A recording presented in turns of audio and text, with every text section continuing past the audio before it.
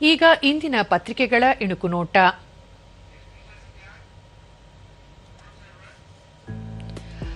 ಐದು ರಾಷ್ಟ್ರಗಳ ಪ್ರಧಾನಿ ನರೇಂದ್ರ ಮೋದಿ ಪ್ರವಾಸ, $40 ಬಿಲಿಯನ್ ಬಂಡವಾಳ, ಭಾರತದ ಪ್ರಮುಖ ವಲಯಗಳಲ್ಲಿ ಹೊಸ ಹೂಡಿಕೆಗಳು ಮತ್ತು ವಿಸ್ತರಣಾ ಯೋಜನೆಗಳಿಗೆ ಒಪ್ಪಿಗೆ.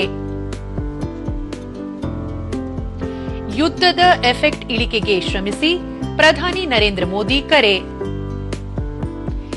ಇಬೋಲಾ ತಡೆಗೆ ವಿಮಾನ ನಿಲ್ದಾಣಗಳಲ್ಲಿ ಕಟ್ಟೆಚ್ಚರ, ಕೇಂದ್ರ ಆರೋಗ್ಯ ಸಚಿವಾಲಯದಿಂದ ರಾಜ್ಯಗಳಿಗೆ ಮಾರ್ಗಸೂಚಿ.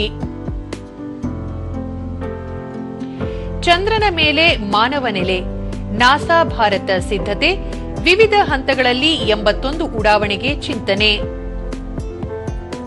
ಶೀಘ್ರವೇ ಮೇಕೆದಾಟು ಯೋಜನೆಗೆ ಡಿಪಿಆರ್ ಸಲ್ಲಿಕೆ, ಕೇಂದ್ರದ ಅನುಮತಿ ದೊರೆತ ಕೂಡಲೇ ಭೂಮಿ ಪೂಜೆ, ಡಿಸಿಎಂ ಶಿವಕುಮಾರ್.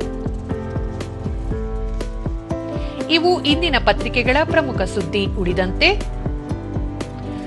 ಅಂಗನವಾಡಿಗಳಿಗೆ ಶಾಲಾ ಪೂರ್ವ ಕಿಟ್, ಸಮಗ್ರ ಶಿಶು ಅಭಿವೃದ್ಧಿ ಯೋಜನೆಯಡಿ 20.98 ಕೋಟಿ ರೂಪಾಯಿ ಭರಿಸಲು ಸಂಪುಟ ಒಪ್ಪಿಗೆ. ನಾಳೆ ಬೆಂಗಳೂರಲ್ಲಿ ಅಂತಾರಾಷ್ಟ್ರೀಯ ಕ್ರಿಕೆಟ್ ಸ್ಟೇಡಿಯಂಗೆ ಸಿಎಂ ಶಂಕು.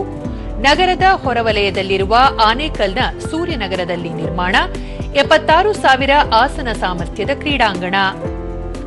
ಅರಣ್ಯ ಒತ್ತುವರಿ ತಡೆಯಲು ಬೇಲಿ, ನಗರ ಪಟ್ಟಣಕ್ಕೆ ಹೊಂದಿರುವ ಅರಣ್ಯ ಪ್ರದೇಶ ರಕ್ಷಣೆಗೆ ಕ್ರಮ, ಸಚಿವ ಈಶ್ವರ ಖಂಡ್ರೆ. ದ್ವಿತೀಯ ಪಿಯು ಪರೀಕ್ಷೆ 2ರಲ್ಲಿ 45.65% ಫಲಿತಾಂಶ, ಮರು ಮೌಲ್ಯಮಾಪನಕ್ಕೆ ಅರ್ಜಿ ಸಲ್ಲಿಸಲು 25ರವರೆಗೆ ಅವಕಾಶ, 2 ಪರೀಕ್ಷೆಗಳಿಂದ 92.25% ರಿಸಲ್ಟ್.